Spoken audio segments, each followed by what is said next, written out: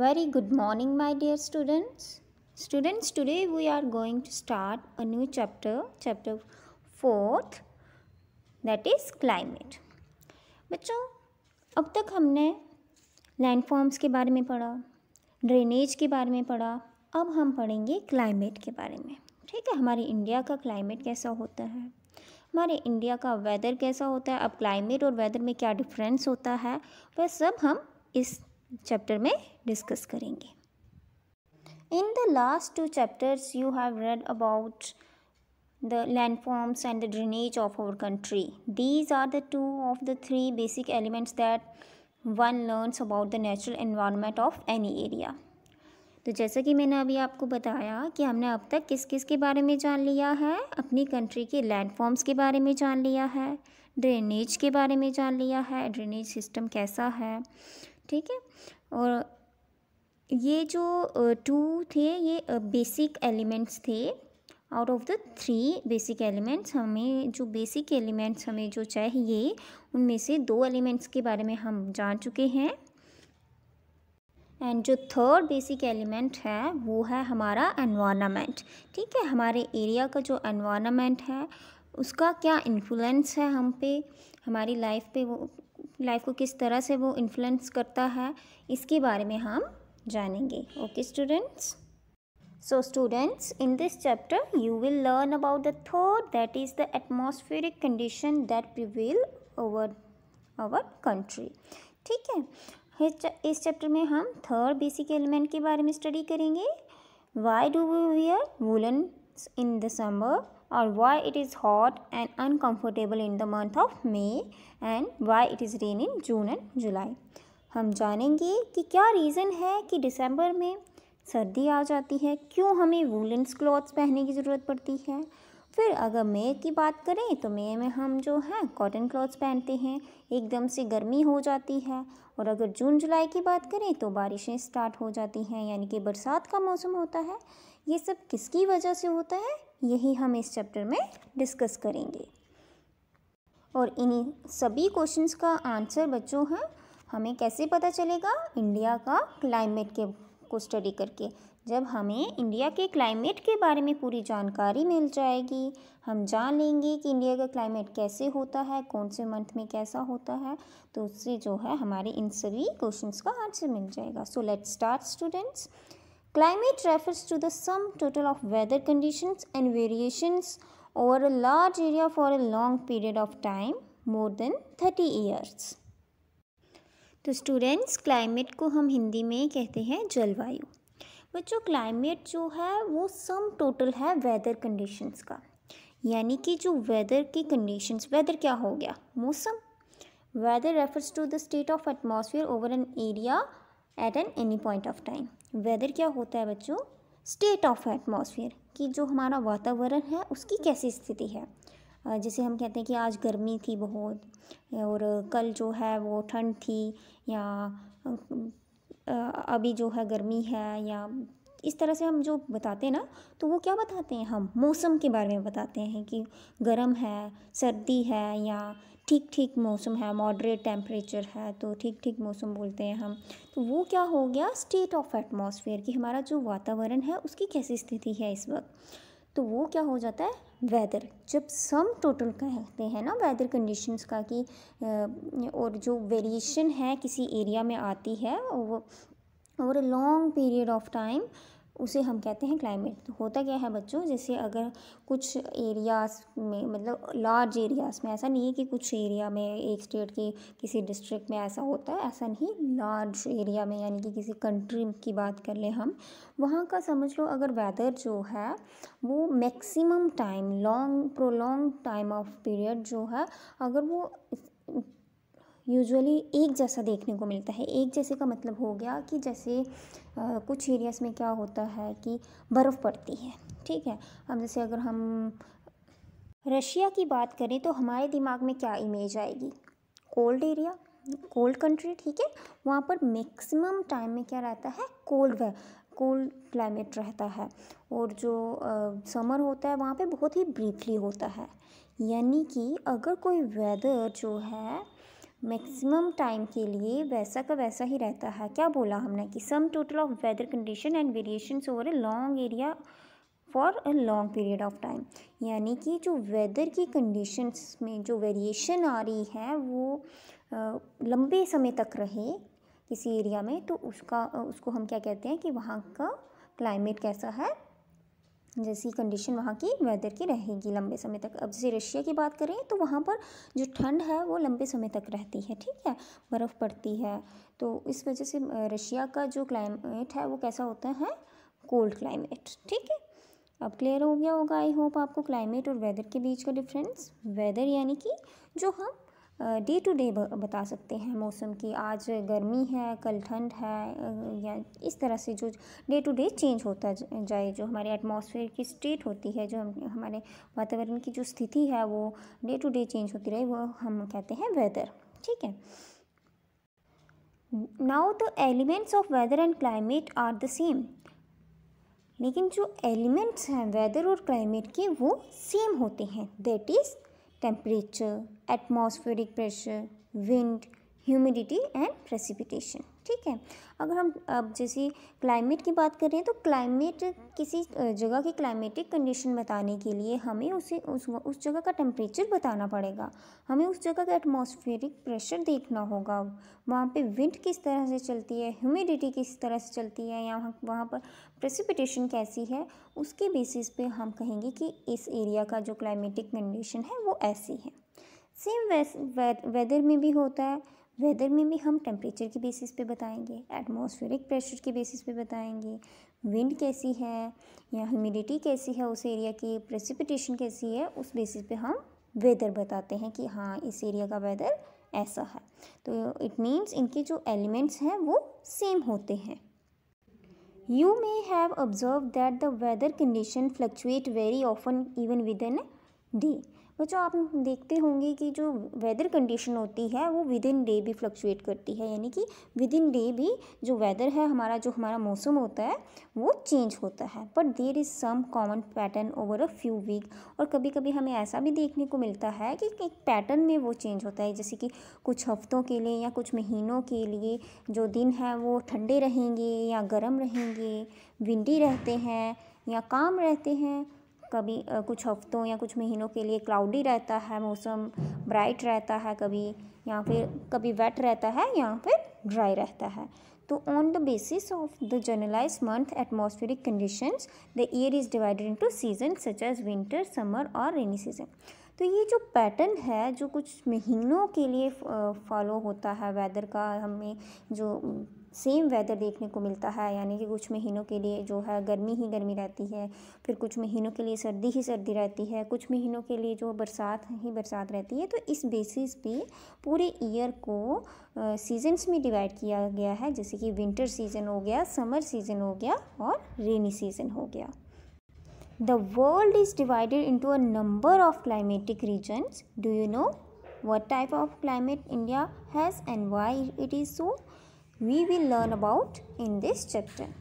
तो पूरे विश्व को बच्चों नंबर ऑफ क्लाइमेटिक रीजन्स में डिवाइड किया गया है, यानी कि अलग अलग कंट्री के अपने अपने क्लाइमेटिक कंडीशन है। तो क्या आपको पता है कि इंडिया की क्लाइमेटिक कंडीशन कौन सी है और क्यों है ऐसा, इंडिया का क्लाइमेट जो है वो ऐसा क्यों है, बाकी कंट्रीज़ का क्लाइमेट अलग क्यों है? तो यही हम इस चैप्टर में जानेंगे। Okay, also students, do you know the word monsoon is derived from Arabic word मौसम विच लिटरली मीन्स सीजन। तो जो वर्ड मानसून है बच्चों वो अरेबिक वर्ड से डिराइव किया गया है मौसम, जिसका मतलब होता है सीज़न, ठीक है। Monsoon refers to the seasonal reversal in wind direction during a year। तो बच्चों seasonal reversal in the wind direction का मतलब क्या है?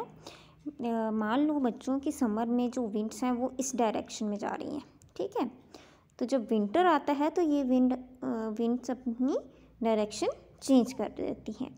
तो ये जो सीजनल रिवर्सल आया ना विंड डायरेक्शन में, इसी को मानसून कहा जाता है, ठीक है। मानसून जो आपका ये देखते होंगे कि लाइक क्या हम कहते हैं कि मानसून आने वाला है, और यूजुअली हम क्या सोचते हैं मानसून आने वाला मतलब बारिश पड़ने वाली है, मानसून का मतलब सिर्फ बारिश नहीं है, मानसून एक पूरे क्लाइमेटिक जोन को कहा गया है, यानी कि जब बारिशें शुरू हो जाती है वो पूरे क्लाइमेटिक जोन को कहा गया है मानसून, सिंगल एक बारिश को नहीं कहा गया है, ठीक है।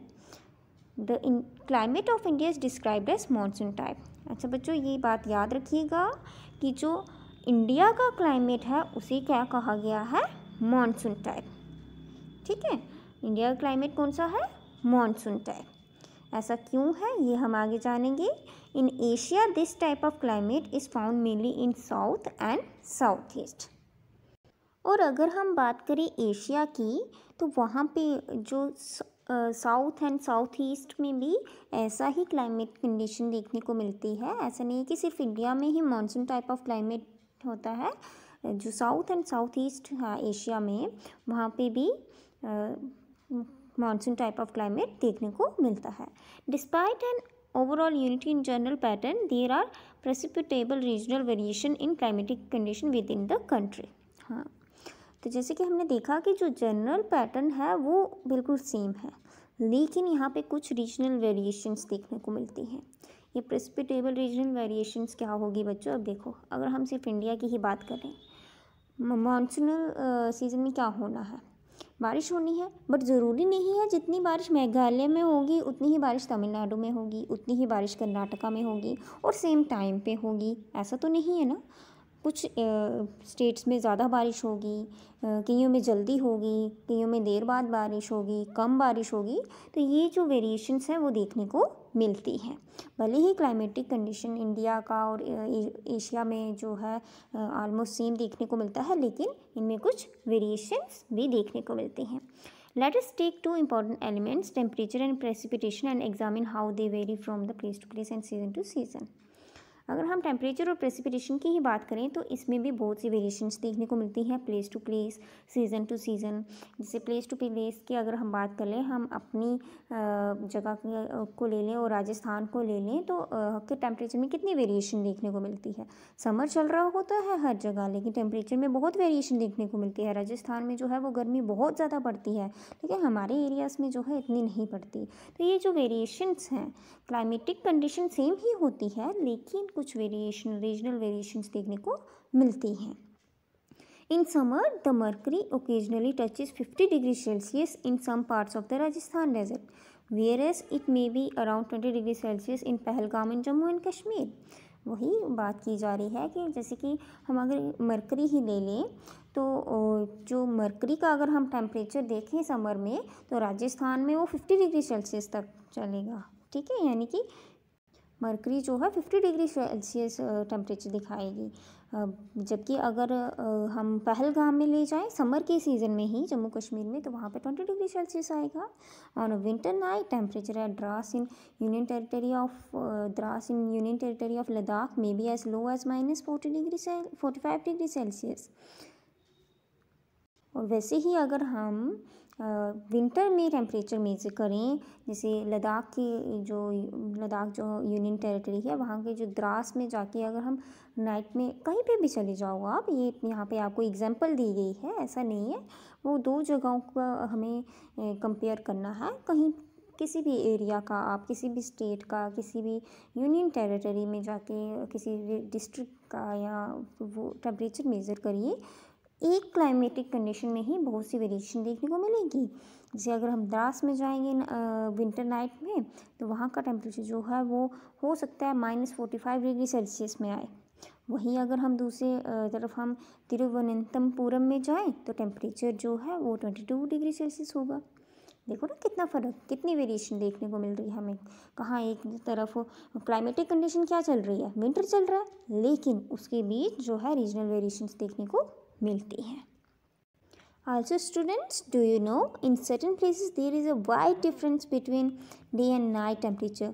और कुछ जगहों पे जो है वो बहुत ज़्यादा डिफरेंस देखने को मिलता है डे एंड नाइट के टेम्परेचर में। ठीक है, अगर हम दिन के टेम्परेचर और रात के टेम्परेचर को कंपेयर करें कुछ जगहों के, तो उनमें बहुत ज़्यादा अंतर देखने को मिलता है। और जैसे कि हम बात कर लें थार डेजर्ट की, तो जो डे टाइम का टेम्परेचर होता है वो हो सकता है 50 डिग्री सेल्सियस तक पहुंच गया हो, और वहीं जो है वो रात पड़ते ही वो नियरली 15 डिग्री सेल्सियस तक ड्रॉप कर जाता है। ठीक है, On the other hand, there is hardly any difference in day and night temperatures in Andaman and Nicobar Island or in Kerala। और वहीं अगर हम अंडमान एंड निकोबार आइलैंड के टेम्परेचर करें मेजर डे एंड नाइट का, तो हार्डली ही हमें डिफरेंस देखने को मिलेगा, या केरला का कर लें तो बहुत कम डिफरेंस देखने को मिलता है। लेकिन कुछ जगहों पे एकदम से डिफरेंस देखने को मिलता है, जैसे कि हमने थार डेजर्ट को ले लिया। तो बच्चों ये तो होगी टेम्परेचर की बात। ठीक है, टेम्परेचर में कितनी वेरिएशन देखने को मिलती है। अब हम बात करेंगे प्रेसिपिटेशन की। अगर हम प्रेसिपिटेशन की बात करें तो प्रेसिपिटेशन में बहुत सी वेरिएशंस देखने को मिलती हैं, सिर्फ उसके फॉर्म या टाइप्स में ही नहीं बल्कि उसके अमाउंट में और सीजनल डिस्ट्रीब्यूशन में भी वेरिएशन देखने को मिलती है। जैसे कि अगर हम बात कर लें हिमालयस की, तो हिमालयस में क्या स्नोफॉल होता है, वहीं सेम क्लाइमेटिक कंडीशन, क्या क्लाइमेटिक कंडीशन है इंडिया की, monsoon type of climatic condition है ना, उसी कंडीशन के अंडर जो बाकी पार्ट्स में इंडिया के क्या हो जाता है, रेनफॉल हो जाती है। ऐसा क्यों होता है ये हम आगे चैप्टर में डिस्कस करेंगे। बट राइट नाउ आप देखो ना कि वेरिएशन हो रही है, प्रेसिपिटेशन में भी वेरिएशन देखने को, रीजनल वेरिएशन देखने को मिल रही है। जैसे अगर हम बात कर लें मेघालय की, तो वहाँ पर एनुअली 400 सेंटीमीटर रेनफॉल हो देखने को मिलेगी, और वहीं अगर हम लद्दाख और वेस्टर्न राजस्थान की बात करें तो हमें 10 सेंटीमीटर रेनफॉल देखने को मिलेगी। तो एक तरीके से जो है सिर्फ फॉर्म में ही नहीं, अमाउंट में भी हमें वेरिएशन देखने को मिली। फॉर्म तो हुई ही, कुछ जगह जो है हिमालय में स्नोफॉल देखने को मिल रही थी प्रेसिपिटेशन की, और जो बाकी के एरियाज नीचे हिमालय से नीचे आकर जो है हमें रेनफॉल देखने को मिला। प्रेसिपिटेशन की टाइप में चेंज आ गई, ठीक है, वेरिएशन आ गई, और अमाउंट की भी हमने देख लिया कि मेघालय में 400 सेंटीमीटर रेनफॉल देखने को मिला, और लद्दाख एंड वेस्टर्न राजस्थान में 10 centimetre. Most part of the country receive rainfall from June to September. और इतना ही नहीं, सीजनल डिस्ट्रीब्यूशन भी देखने को मिलती है प्रेसिपिटेशन के दौरान। कुछ जो कंट्री के कुछ पार्ट्स में जो है रेनफॉल जून टू सितंबर तक देखने को मिलता है, और कुछ कंट्रीज जैसी कुछ पार्ट्स जैसे कि तमिलनाडु हो गया, वहाँ पर जो है हमें रेनफॉल अक्टूबर एंड नवंबर में देखने को मिलता है। और अगर हम इन जनरल बात करें तो जो कोस्टल एरियाज़ होते हैं वहाँ पर जो है टेम्परेचर का जो कंट्रास्ट होता है वो बहुत लेस रहता है, यानी कि वहाँ का जो टेम्परेचर है वो मॉडरेट रहता है, ना बड़ी ज़्यादा ठंड होती है ना बड़ी ज़्यादा गर्मी होती है, यानी कि बिल्कुल अच्छा वाला टेम्परेचर वेदर रहता है वहाँ का। ठीक है, seasonal contrast are more in interior of the country. लेकिन हम अगर अपनी इंडिया के इंटीरियर पार्ट में देखें तो वहाँ पर हमें सीजनल कंट्रास्ट बहुत ज़्यादा देखने को मिलता है। और अगर हम नर्दर्न प्लेन्स में ईस्ट टू वेस्ट की तरफ जाएंगे तो रेनफॉल में भी डिक्रीज देखने को मिलता है। तो बच्चों ये जो वेरिएशन देखने को मिल रही है इसकी वजह से वैरायटी ऑफ लाइफ्स देखने को मिलती हैं। आप फूड की ही बात कर लें तो जो लोग हैं वो अपने अपने स्टेट के अकॉर्डिंग, वहाँ की जो वेदर कंडीशन होती है उसके अकॉर्डिंग वहाँ पे फूड होता है, और उसी के अकॉर्डिंग जो है उनके पॉपुलर डिशेस होती हैं, जो उनके क्लोथ्स पहनने का तरीका है, सब वेदर कंडीशन के अकॉर्डिंग जो है काफ़ी ज़्यादा वैरायटी देखने को हमें मिलती है। जैसे जैसे वेदर, अब जैसे कुछ एरियाज़ में बहुत गर्मी पड़ती है तो वहाँ के लोग जो है उसी तरीके के कपड़े पहनते हैं जिससे जो है उन्हें अनकंफर्टेबल ना हो, ज़्यादा गर्मी जो है उन्हें बर्दाश्त ना करना पड़े, जिसमें वो कंफर्टेबल रहें। वहीं अगर हम दूसरी तरफ देखें, किसी और स्टेट में जाके देखें तो मौसम गर्मी का ही होता है लेकिन वहाँ पर इतनी गर्मी नहीं पड़ती है, तो वहाँ के लोग जो है अपने अलग तरीके के कपड़े पहनेंगे। आल्सो इन वेरिएशंस की वजह से हमें घरों में भी काफ़ी चेंजेस देखने को मिलते हैं। कुछ स्टेट्स के घर जो हैं ये वहाँ की वेदर कंडीशन के अकॉर्डिंग बनाए जाते हैं। कुछ स्टेट्स में जैसे अगर स्नोफॉल बहुत होता है तो वहाँ के घरों के जो रूफ़ होते हैं वो स्लोप्स में बनाए जाते हैं ताकि छतों पे जो है बर्फ़ ना ठहर जाए, वो नीचे स्लिप हो जाए। तो एक तरीके से हम कह सकते हैं कि जैसे जैसे वेदर कंडीशन में वेरिएशंस देखने को हमें मिलती हैं, वैसे वैसे लाइफ्स में भी हमें वेरिएशंस देखने को मिलती हैं। अब बच्चों आगे हम चैप्टर में डिस्कस करेंगे कि ये सब जो हो रहा है, ये वेरिएशंस देखने को मिल रही हैं, इनके कारण क्या हैं, ठीक है, इनके फैक्टर्स क्या हैं। So that's all for today. Thank you and have a nice day.